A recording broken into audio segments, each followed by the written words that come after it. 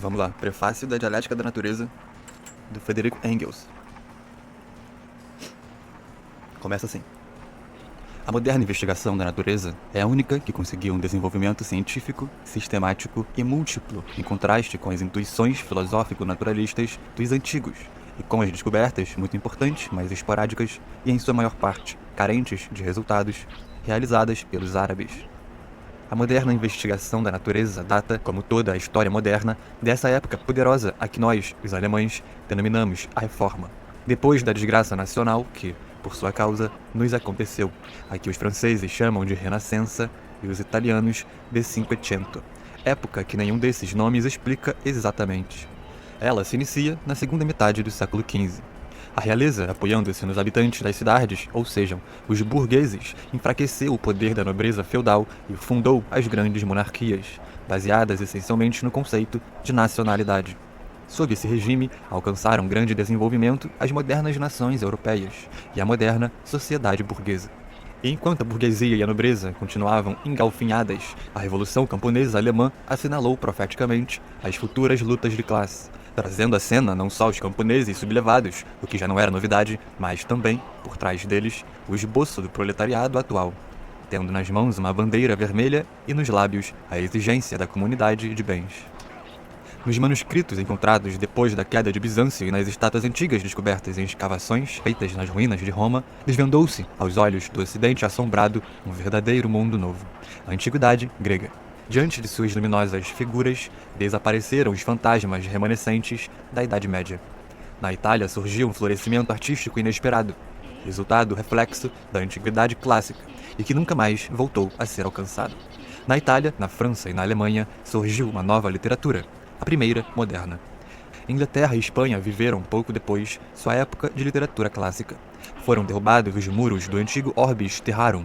A Terra foi então realmente descoberta, lançando-se as bases do futuro comércio mundial, bem como a transição do artesanato à manufatura, que foi, por sua vez, o ponto de partida da moderna grande indústria. Foi atenuada a ditadura espiritual da Igreja. Os povos germanos repeliram-na, em sua maioria tendo adotado o protestantismo, enquanto que entre os povos latinos estabeleceu-se uma alegre liberdade de pensamento, imitada dos árabes e alimentada pela filosofia grega recentemente descoberta, tendo-se assim preparado o terreno para o materialismo do século XVIII. Foi essa a maior revolução progressista que a humanidade havia vivido até então, numa época que precisava de gigantes e, de fato, engendrou-os. Gigantes em poder de pensamento, paixão, caráter, multilateralidade e sabedoria. Os homens que estabeleceram o moderno domínio da burguesia eram alguma coisa, em quase nada, limitados pelo espírito burguês. Muito pelo contrário, o caráter aventureiro dessa época neles se refletiu em certa dose. Não existia então quase nenhum homem de certa importância que não tivesse feito extensas viagens, que não falasse 4 ou 5 idiomas, que não se projetasse em várias atividades. Leonardo da Vinci era não só um grande pintor, mas também um grande matemático, mecânico e engenheiro, a quem os mais variados ramos da física devem importantes realizações. Albert Dürer era pintor, gravador, escultor, arquiteto e, além disso, inventou um sistema de fortificações que continha várias das ideias, muito mais tarde assimiladas por Montalembert, das modernas fortalezas alemãs. Maquiavel era estadista, historiador, poeta e, ao mesmo tempo, o primeiro escritor militar digno de menção nos tempos modernos. Lutero não só limpou os estábulos de Augias da Igreja, como também o do idioma alemão. Criou a prosa alemã moderna e escreveu o texto e a melodia desse coral triunfal que foi a Marselhesa do século XVI. Os heróis dessa época não se achavam ainda escravizados à divisão do trabalho, cuja ação limitativa, tendente à unilateralidade, se verifica frequentemente entre seus sucessores. Mas o que constituía sua principal característica era que quase todos participavam ativamente das lutas práticas de seu tempo. Tomavam partido e lutavam, este por meio da palavra e da pena, aquele com a espada, muitos com ambas. Daí essa plenitude e força de caráter que fazia deles homens completos. Os sábios de gabinete são a exceção, ou eram pessoas de segunda ou terceira classe, ou prudentes filisteus que temiam queimar os dedos.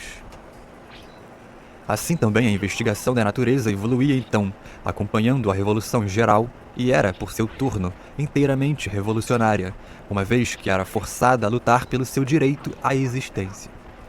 Ao lado dos grandes italianos, iniciadores da filosofia moderna, a investigação da natureza forneceu alguns mártires, levados à fogueira ou aos cárceres da Inquisição. É bastante significativo o fato de que os protestantes sobrepuseram-se aos católicos no que se refere à perseguição à livre investigação da natureza. Calvino, por exemplo, mandou queimar Miguel Servet quando este estava prestes a descobrir a circulação do sangue, determinando que fosse assado lentamente durante 2 horas, ao passo que a Inquisição se contentava com apenas e simplesmente queimar Giordano Bruno. O ato revolucionário pelo qual a investigação da natureza declarou a sua independência e repetiu, de certo modo, a queima de bulas papais realizada por Lutero foi a edição da obra imortal em que Copérnico, embora timidamente e já próximo da morte, lançou à autoridade eclesiástica sua luva de desafio a respeito das coisas da natureza. A partir desse ponto, as ciências naturais se emanciparam da teologia, muito embora os esclarecimentos a respeito das pretensões daquelas e desta se arrastem até os nossos dias, não tendo ainda entrado em determinadas cabeças. Mas, desde então, o desenvolvimento das ciências se tem realizado a passo de gigantes, podendo-se dizer que ganhou em força proporcionalmente ao quadrado da distância, ou seja, o tempo considerado o seu ponto de partida. É como se devêssemos demonstrar ao mundo que, daqui por diante, o mais excelso produto da matéria orgânica, ou seja, o espírito humano, é regido por uma lei de movimento contrária à da matéria bruta. A tarefa principal nesse primeiro período das ciências naturais, então iniciado, era o domínio das questões mais imediatas. Na maior parte do que havia, quanto a conhecimentos científicos, tornava-se necessário começar tudo desde o princípio. A antiguidade clássica nos havia legado Euclides e o sistema solar de Ptolomeu. Os árabes, a numeração decimal, os primeiros elementos da álgebra, a numeração moderna e a alquimia. Já a Idade Média, cristã, nada nos deixou.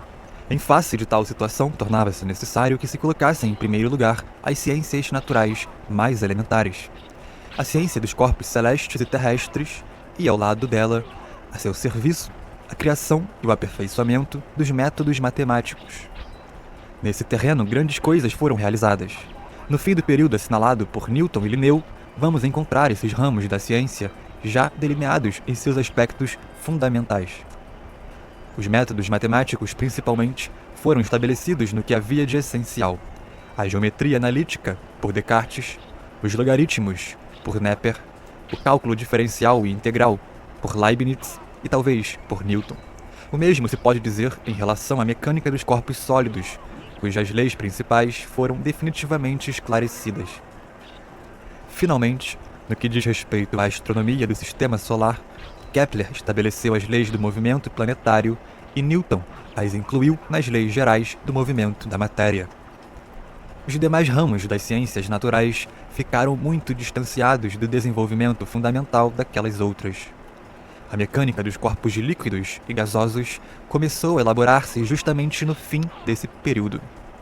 A física propriamente dita não havia vencido seus passos iniciais, excetuando-se a ótica, cujos excepcionais progressos foram determinados pelas necessidades práticas da astronomia. A química começava, então, a emancipar-se da alquimia, mediante a teoria flogística. A geologia estava ainda na etapa embrionária da mineralogia, e a paleontologia não podia, portanto, existir. Finalmente, no campo da biologia, a preocupação principal era a coleta e uma primeira classificação do imenso material, tanto botânico e zoológico, como anatômico e fisiológico. Era apenas possível, então, a comparação das formas viventes entre si, a investigação da sua distribuição geográfica, bem como das condições climáticas e outras que pudessem influir sobre elas. A esse respeito, somente a botânica e a zoologia conseguiram, até certo ponto, completar-se com as obras de Linneu. Mas o que realmente caracteriza esse período é a elaboração de uma peculiar concepção de conjunto, cujo centro é constituído pela noção da invariabilidade absoluta da natureza. fosse qual fosse o modo pelo qual a natureza tivesse chegado a existir, uma vez passando a existir, devia permanecer tal como era enquanto existisse. Os planetas e seus satélites, uma vez postos em movimento pelo misterioso impulso primeiro, deviam continuar girando e girando segundo as elipses estabelecidas por toda a eternidade, ou, pelo menos, até o fim de todas as coisas. As estrelas permaneceriam para sempre fixas e imóveis em seus lugares, sustentando-se nos mesmos graças à gravitação universal. A Terra havia sido a mesma, desde sempre ou desde o dia de sua criação, segundo se preferisse acreditar. Os atuais 5 continentes haviam sempre existido e haviam tido sempre as mesmas montanhas, os mesmos vales, os mesmos rios, o mesmo clima, a mesma flora, a mesma fauna, a menos que tivessem sido modificados pela mão humana ou pelo transplante. As espécies de plantas e de animais haviam sido fixadas para sempre desde suas origens. Cada espécie gerava sempre outra igual, e já era avançar muito o fato de Linneu admitir que, aqui ou acolá, poderiam, talvez, surgir novas espécies em consequência de cruzamentos. Em contraste com a história da humanidade, que se desenvolve no tempo, prescreveu-se à história natural um desenvolvimento apenas no espaço. Negava-se toda modificação, todo o desenvolvimento da natureza. A ciência natural, tão revolucionária a princípio, defrontou-se de repente com uma natureza absolutamente conservadora, em que tudo era hoje da mesma forma que havia sido a princípio e na qual tudo teria que permanecer tal como era, até o fim do mundo ou por toda a eternidade. A ciência natural da primeira metade do século XVIII era muito mais avançada do que a da antiguidade grega, no que se refere ao conhecimento e à classificação de seus materiais, mas, ao mesmo tempo, abaixo dela no que diz respeito ao domínio ideal desse material, dentro da concepção geral da natureza. Segundo os filósofos gregos, o mundo era algo que havia saído do caos e depois se desenvolvera, isto é, algo que se fora fazendo. Para os naturalistas do período de que nós nos ocupamos, a natureza era algo ossificado, algo invariável e, para a maioria deles, algo que havia sido feito de um só golpe. A ciência encontrava-se ainda profundamente dominada pela teologia. Por toda parte se buscava e se encontrava, como último recurso, um impulso exterior que não podia ser explicado pela própria natureza. Se as leis da atração, pomposamente batizadas por Newton com o nome de gravitação universal, forem concebidas como uma propriedade essencial da matéria, de onde vem a força tangencial, pergunta-se Engels, não explicada, sem a qual seriam impossíveis as órbitas planetárias? Como surgiram, pergunta-se Engels, as inumeráveis espécies de animais e de plantas? E como surgiu o homem, pergunta-se Engels, que não consta ter existido desde a eternidade? A essas perguntas, a ciência natural frequentemente respondia, lançando a responsabilidade sobre o Criador de todas as coisas. Copérnico, no início desse período, lança a luva do desafio à teologia. Newton o termina com o postulado do primeiro impulso divino. O conceito geral mais elevado a que conseguiu chegar a ciência natural foi o da utilidade das coisas da natureza, a trivial teologia de Wolff, segundo a qual os gatos foram criados para comer os ratos para ser comidos pelos gatos e toda a natureza para demonstrar a sabedoria do Criador. A mais alta honraria que se pode atribuir à filosofia dessa época é o fato de não se ter deixado extraviar em consequência da limitação dos conhecimentos das ciências naturais então existentes. O fato de haver, desde Spinoza até os grandes materialistas franceses, persistido em explicar o mundo por si mesmo e não deixar à ciência natural do futuro a justificação detalhada desse conceito. Incluo os materialistas do século XVIII nesse período, porque não dispunham eles de nenhum outro material de ciências naturais, a não ser o já descrito. A obra transcendental de Kant, que sintetizou todo o conhecimento dessa época e na qual estabelecia que o mundo tivera sua origem no seio de uma nebulosa, continuava desconhecida, sendo que Laplace só veio muito depois deles. É preciso não esquecer que essa antiquada concepção da natureza, muito embora desmentida em todos os seus pontos pelo progresso da ciência, continuou predominando em toda a primeira metade do século XIX, e ainda hoje, no essencial, continua sendo ensinada em todas as escolas. A primeira brecha nessa concepção petrificada da natureza foi aberta não por um cientista, mas por um filósofo. Em 1755, apareceu A História Natural e Teoria Geral sobre o Céu, de Kant. A questão do primeiro impulso era por ele eliminada. A Terra, bem como todo o sistema solar, constituíam algo que se foi formando no transcurso do tempo. Se a grande maioria dos naturalistas houvesse tido menos horror a pensar, esse horror que Newton expressou com a advertência, entre aspas, física, toma cuidado com a metafísica, fecha aspas, seriam levados a deduzir dessa genial concepção de Kant conclusões que lhes teriam poupado intermináveis extravios, bem como um trabalho e tempo imensos desperdiçados em direções erradas. Isso porque, na obra de Kant, estava o ponto de partida para todo o progresso ulterior. Se a Terra era algo que se tinha ido formando, então estava claro que seu estado atual, biológico, geográfico e climático, suas plantas e animais, deveriam também ter se ido formando pouco a pouco. A Terra havia de ter uma história, não só no espaço das coisas colocadas umas ao lado das outras, como também no tempo das coisas sucedendo-se umas depois das outras. Se, imediatamente depois da publicação da obra de Kant, houvessem prosseguido decididamente as investigações nesse sentido, as ciências naturais estariam hoje muito mais adiantadas do que estão. Mas, pergunta-se Engels, da filosofia que poderia resultar de bom? A obra de Kant não encontrou eco imediato. Só longos anos depois, Laplace e Herschel tiveram ocasião de aplicar sua doutrina, dando-lhe fundamentos mais detalhados e impondo, gradualmente, a hipótese da nebulosa. Descobertas ulteriores concederam-lhe, enfim, a vitória.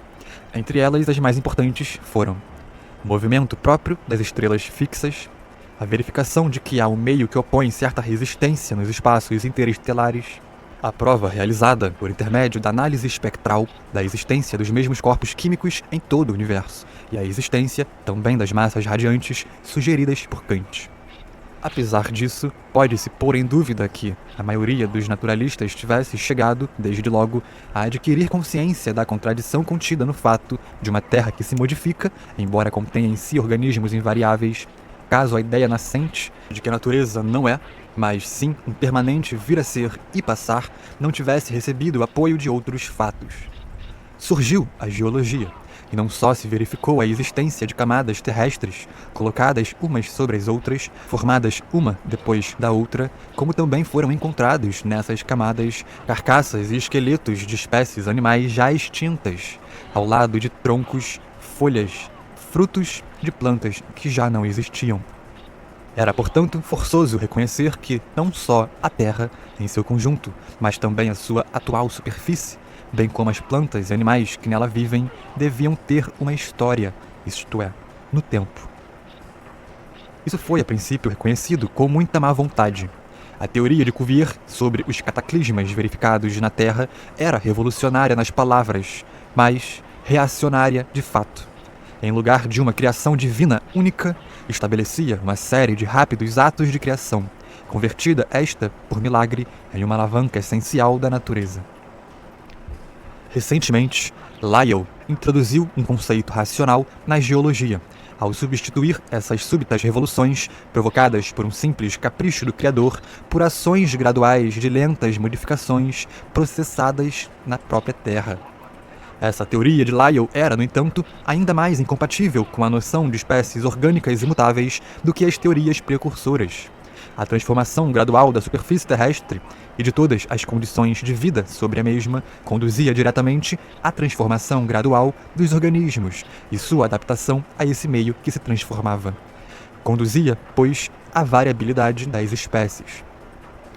Mas a tradição é uma força não só na Igreja Católica, mas também nas ciências naturais. O próprio Lyell não atinou com a contradição durante muitos anos, e seus discípulos ainda menos. Isso só se pode explicar como resultado da divisão do trabalho, que havia sido introduzida nas ciências naturais, o que limitava cada um, mais ou menos, dentro de uma determinada disciplina especial e que somente a muito poucos não despojava da visão de conjunto. Entretanto, a física havia feito progressos gigantescos. Seus resultados foram coordenados quase simultaneamente em 1842, ano transcendental para esse ramo da investigação da natureza, por 3 homens, em diferentes pontos. Mayer, em Heilbronn, e Joule, em Manchester, assinalaram a transformação do calor em energia mecânica e da energia mecânica em calor. Em consequência, ficou fora de qualquer dúvida a determinação do equivalente mecânico do calor. Ao mesmo tempo, demonstrou Grove, que não era naturalista profissional, mas um advogado inglês, tendo apenas coordenado os resultados físicos já conseguidos, o fato de que todas as chamadas forças físicas podem transformar-se umas em outras, sob determinadas condições. A energia mecânica, o calor, a luz, a eletricidade, o magnetismo e até mesmo a denominada força química. Essa transformação é produzida sem perda alguma de energia. E dessa maneira, e por intermédio da física, Grove demonstrou o princípio de Descartes, segundo o qual a quantidade de movimento existente no mundo é invariável. Assim sendo, as diferentes energias físicas, por assim dizer, as espécies invariáveis da física, permaneciam unificadas como formas de movimento da matéria, diferenciadas e transformáveis umas em outras segundo leis determinadas. Era assim, portanto, eliminada da ciência a casualidade da existência do determinado número de forças físicas, ao demonstrar-se suas correlações e formas de transformação. A física chegava, pois, como havia chegado já a astronomia, ao resultado que aponta inevitavelmente, como princípio último, a eterna circulação da matéria em movimento. A maravilhosa rapidez do desenvolvimento da química, a partir de Lavoisier e especialmente de Dalton, destruiu, por outro lado, as velhas concepções a respeito da natureza. Ao preparar no laboratório, ou seja, por via inorgânica, combinações até então só encontradas em organismos vivos, a química demonstrou a validade de suas leis, quer no que se refere aos corpos orgânicos, quer aos inorgânicos. E dessa maneira, transpondo, em grande parte, o imenso abismo que, mesmo depois de Kant, continuava a existir entre a natureza orgânica e a inorgânica. Finalmente, o uso do método comparativo, por sua vez, tornou possível e necessário, no domínio da investigação biológica, graças à acumulação crescente de material resultante de viagens e expedições científicas empreendidas sistematicamente desde meados do século XVIII, a exploração mais minuciosa das colônias europeias em todos os países por especialistas neles radicados, em geral devido aos progressos da paleontologia, da anatomia e da fisiologia, especialmente depois do emprego sistemático do microscópio e do descobrimento da célula. Por um lado, as condições de vida das diferentes floras e faunas foram estabelecidas por meio da geografia física comparada. E por outro, os diferentes organismos foram comparados no referente a seus órgãos homólogos. E o foram não somente depois da maturidade, como também em todas as fases de seu desenvolvimento. Quanto mais profunda e exata se ia fazendo essa investigação, tanto mais se ia desfazendo entre suas mãos aquele rígido sistema de uma natureza orgânica invariavelmente fixa. Não somente se transformavam, umas em outras, sem remédio, diferentes espécies de plantas e animais, como também apareciam certos animais, como o Amphioxus e o Lepidosirena, que desafiavam todas as classificações existentes, tendo sido encontrados organismos a respeito dos quais não era sequer possível decidir se pertenciam ao reino animal ou ao reino vegetal. As lacunas no arquivo paleontológico iam sendo gradativamente preenchidas, razão pela qual se impunha, mesmo aos mais recalcitrantes, o resultante paralelismo existente entre a história do desenvolvimento do mundo orgânico em seu conjunto e de cada organismo em particular. Tornava-se necessário lançar mão do fio de Ariadne, capaz de apontar o caminho para fora do labirinto em que a botânica e a zoologia parecia que se extraviavam cada vez mais. Era significativo o fato de que, quase simultaneamente com o ataque de Kant à eternidade do sistema solar, lançasse Wolff, em 1759, o primeiro ataque à invariabilidade das espécies e proclamasse a teoria transformista. E aquilo que então era apenas uma antecipação genial tomou forma consistente com as obras de Oken, Lamarck e Bayer, sendo levado à vitória por Darwin exatamente 100 anos depois, em 1859. Quase ao mesmo tempo, verificou-se que o protoplasma e a célula, que anteriormente haviam sido apontados como formas primárias de todos os organismos, existem com vida independente, tal como as formas orgânicas mais primitivas. Dessa maneira, o abismo entre a natureza orgânica e inorgânica ficava reduzido ao mínimo, sendo eliminada uma das principais dificuldades que se opunham, até então, à teoria da transformação progressiva de todos os organismos. A nova concepção da natureza ficava, assim, configurada em suas linhas gerais. Tudo aquilo que se considerava rígido se havia tornado flexível. Tudo quanto era fixo foi posto em movimento. Tudo quanto era tido por eterno tornou-se transitório. Ficara comprovado que toda a natureza se movia no eterno fluxo e permanente circulação. Dessa forma, voltava-se às concepções dos grandes fundadores da filosofia grega. Em toda a natureza, desde o menor ao maior, do grão de areia aos sóis, dos protistas ao homem, há um eterno vir a ser e desaparecer, numa corrente incessante, no incansável movimento e transformação.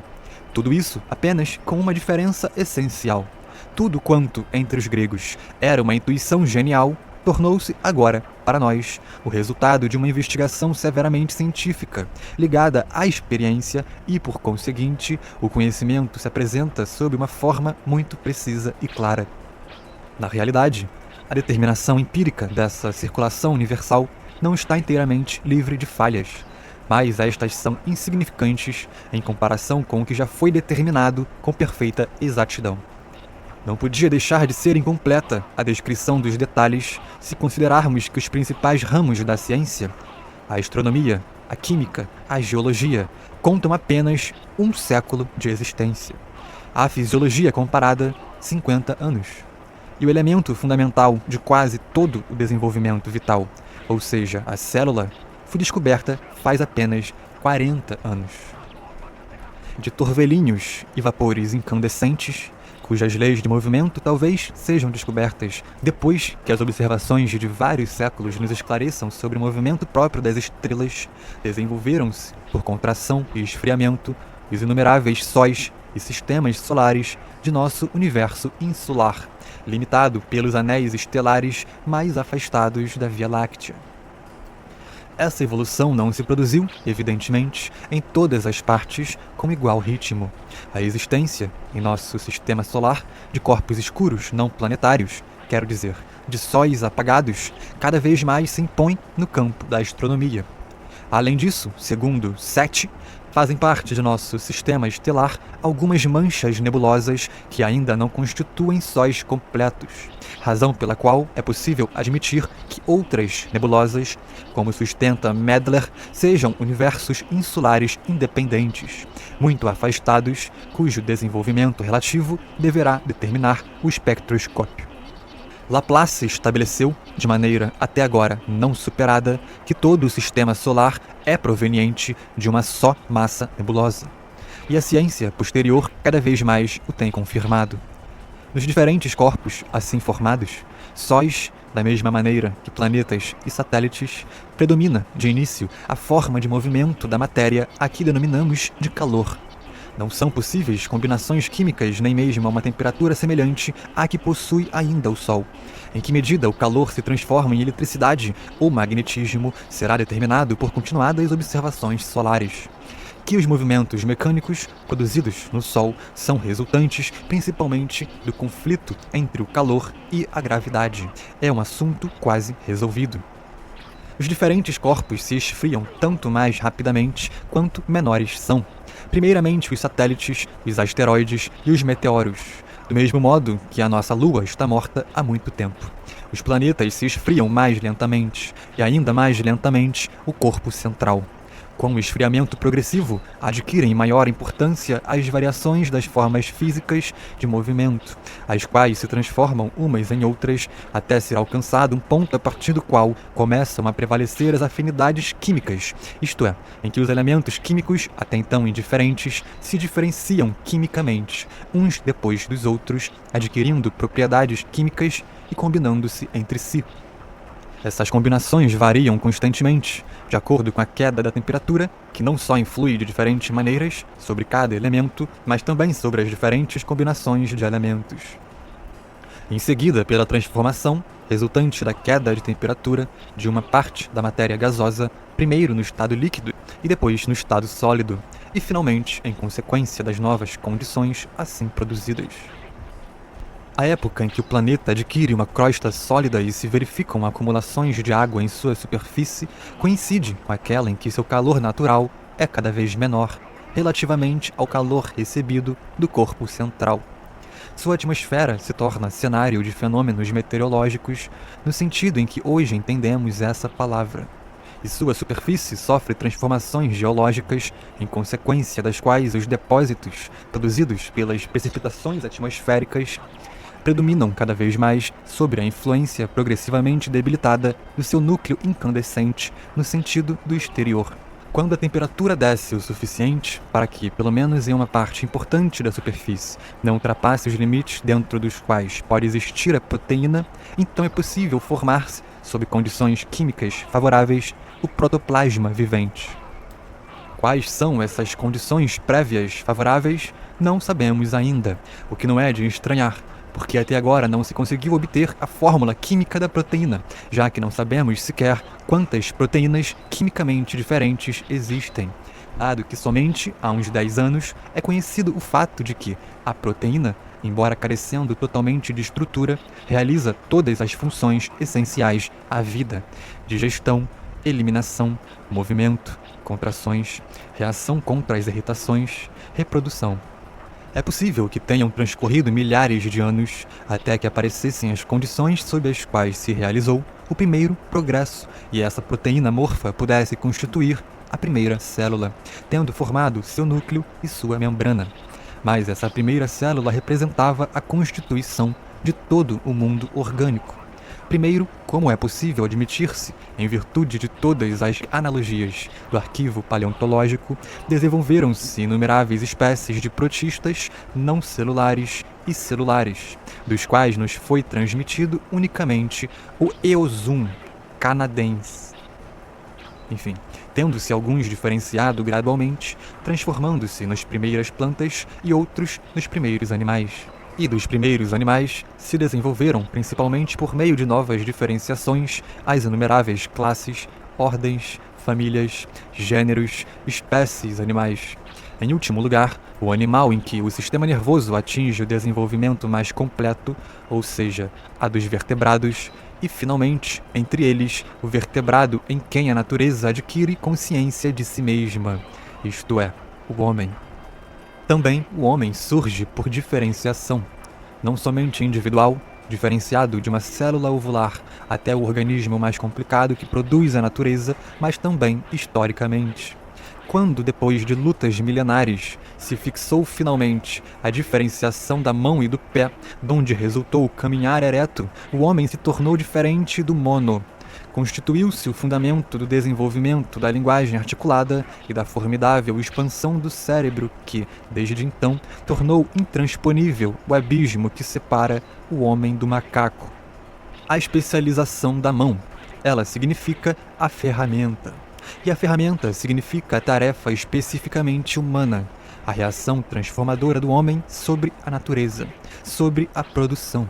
Também os animais, entendidos num sentido limitado, possuem ferramentas, mas apenas como membros de seu corpo. A formiga, a abelha, o castor. Há também animais que produzem, mas sua influência produtiva sobre a natureza circundante é igual a zero. Unicamente o homem conseguiu imprimir seu selo sobre a natureza, não só transladando plantas e animais, mas também modificando o aspecto, o clima de seu lugar de habitação, e até transformando plantas e animais em tão elevado grau que as consequências de sua atividade só poderão desaparecer com a morte da esfera terrestre. E tudo isso ele o conseguiu em primeiro lugar, e principalmente por intermédio da mão. Até mesmo a máquina a vapor, por enquanto sua mais poderosa ferramenta para transformar a natureza, em última análise e pelo fato de ser uma ferramenta, repousa sobre a mão. Mas, ao lado da mão, mais ao lado da mão, se desenvolveu passo a passo o cérebro, tendo aparecido a consciência primeiro das condições necessárias para serem alcançados determinados efeitos práticos úteis. E, mais tarde, entre os povos mais favorecidos e resultante dela, a penetração e investigação das leis naturais que os condicionam. E como o conhecimento rapidamente crescente dessas leis naturais aumentaram os meios de reagir sobre a natureza. A mão por si mesma não teria jamais realizado a máquina a vapor, se o cérebro do homem não se tivesse desenvolvido qualitativamente com ela, ao lado dela e até certo ponto por meio dela. Com o homem, entramos na história. Também os animais têm uma história, a de sua descendência e desenvolvimento gradual até o seu estado atual. Mas essa história é feita para eles, e na medida em que eles mesmos dela participam, se realiza sem que o saibam ou queiram. Os homens, pelo contrário, quanto mais se afastam do animal, entendido limitadamente, tanto mais fazem eles próprios sua história, correspondendo cada vez com maior exatidão o resultado histórico aos objetivos previamente estabelecidos. Mas, se aplicarmos essa medida à história humana, mesmo que seja a dos povos mais avançados da época atual, verificaremos que, inclusive entre eles, persiste ainda uma colossal desproporção entre os objetivos fixados e os resultados obtidos. Veremos que predominam os efeitos não previstos, que as forças não controladas são muito mais poderosas do que as postas em movimento de acordo com o plano estabelecido. E não pode ser de outra maneira, enquanto a principal atividade histórica do homem, aquela que o elevou da animalidade à humanidade, a que constitui o fundamento material de todas as suas outras atividades, ou seja, a produção para as necessidades de sua vida, isto é, hoje em dia a produção social, enquanto essa atividade estiver submetida ao jogo flutuante de influências indesejáveis, de forças não controladas, só excepcionalmente se realizando o objetivo desejado, mas com maior frequência exatamente o contrário. Nos países industriais mais avançados, o homem dominou as forças naturais, submetendo-as ao seu serviço. Dessa maneira, se conseguiu multiplicar infinitamente a produção, de modo que um menino, hoje em dia, produz mais que 100 adultos antes. Qual a consequência daí decorrente? Pergunta-se Engels. Crescente excesso de trabalho e crescente miséria das massas. E a cada 10 anos, um grande crash.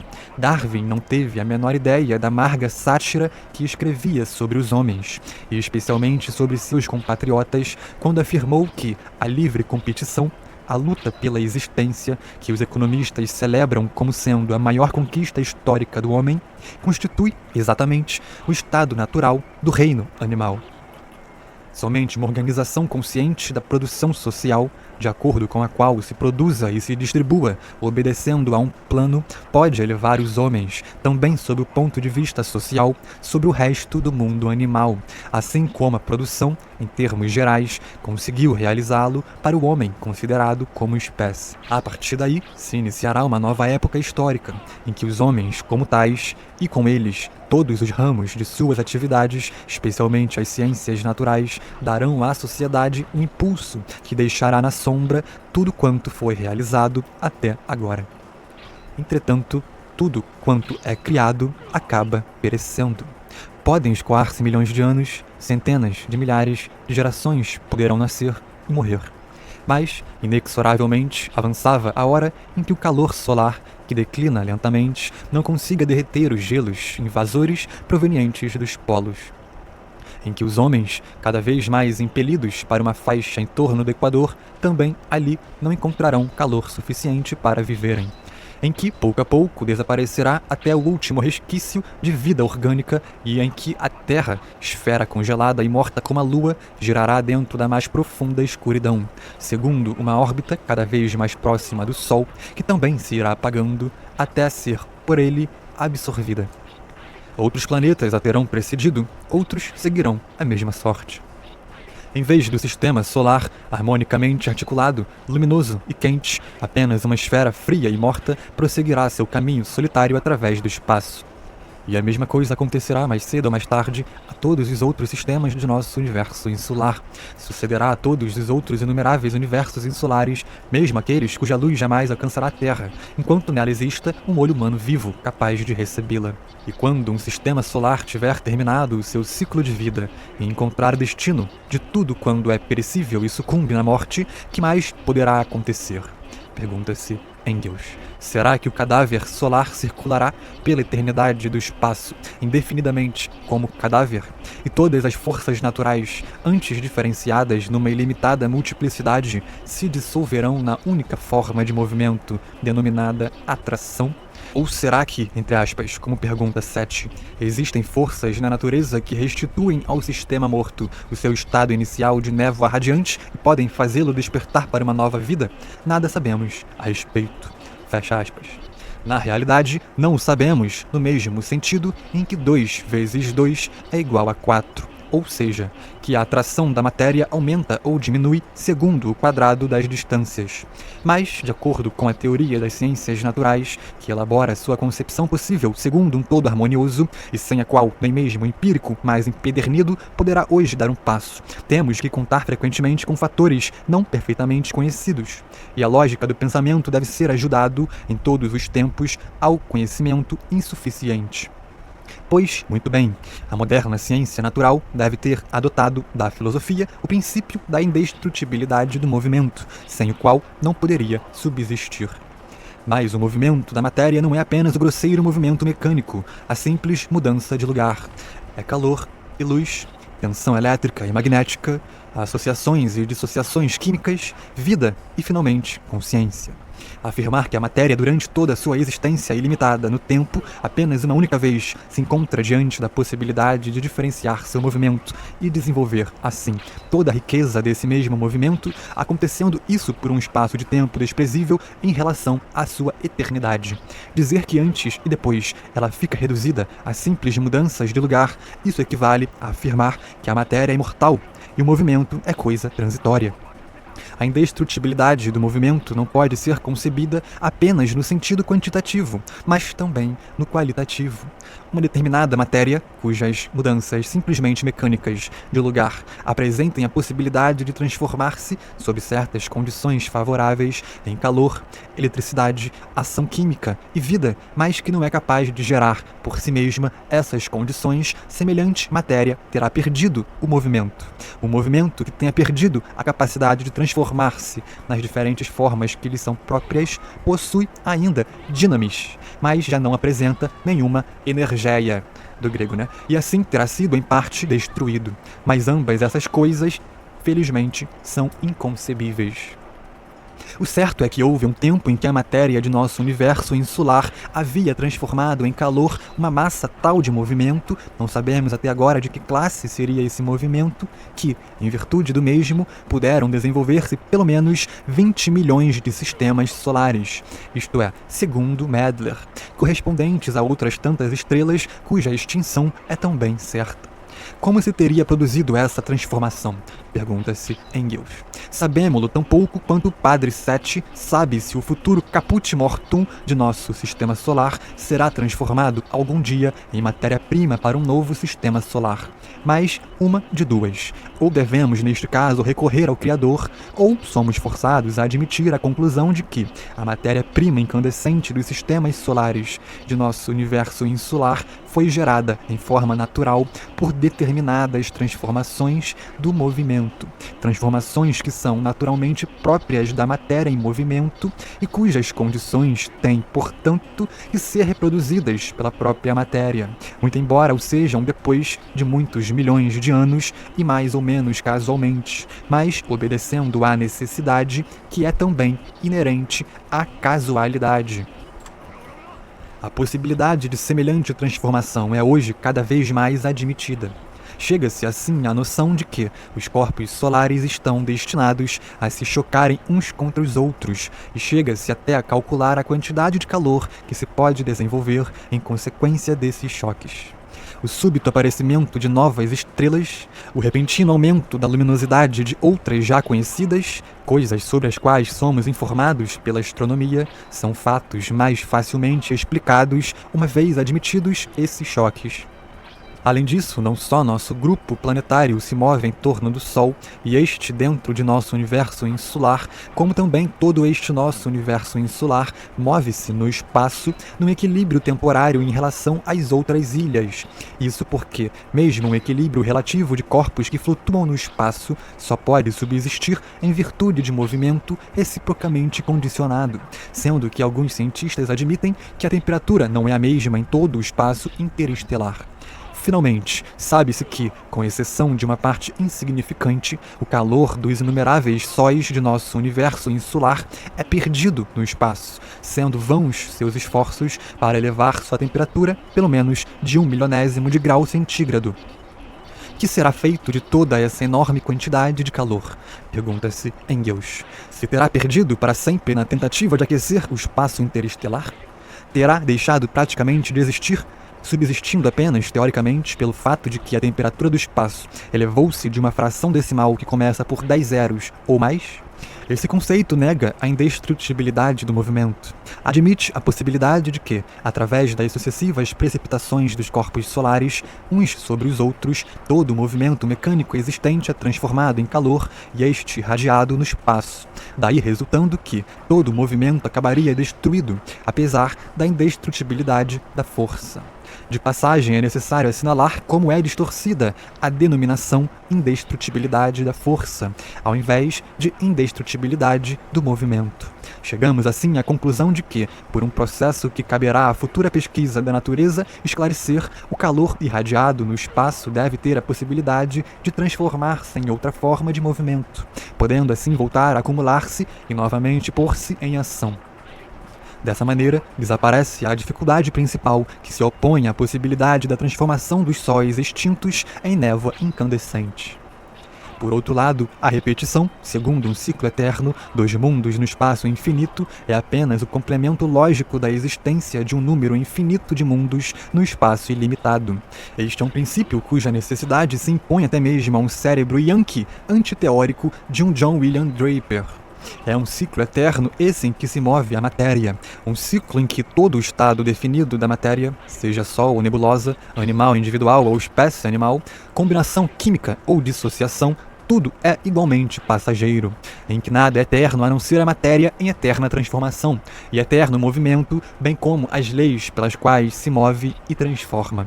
No entanto, por mais frequente e inexorável que seja a realização desse ciclo, no tempo e no espaço, sejam quantos forem os milhões de sóis e terras que se possam produzir e perecer, por mais longo que seja o tempo requerido para o aparecimento em um sistema solar e só em um de seus planetas das condições necessárias à vida orgânica, embora sejam inumeráveis os seres orgânicos que devam aparecer e desaparecer antes de que, entre eles, se desenvolvam animais com um cérebro capaz de pensar e que encontrem, por um curto período, condições que tornem possível a sua vida, para serem logo depois destruídos inexoravelmente. Podemos ter a certeza de que a matéria, em todas as suas transformações, permanece sempre a mesma, que não pode perder nenhum de seus atributos e que, portanto, com a mesma férrea necessidade com que voltará a destruir na Terra sua mais alta floração, ou seja, o espírito pensante do ser humano, ela voltará a engendrá-lo em outra parte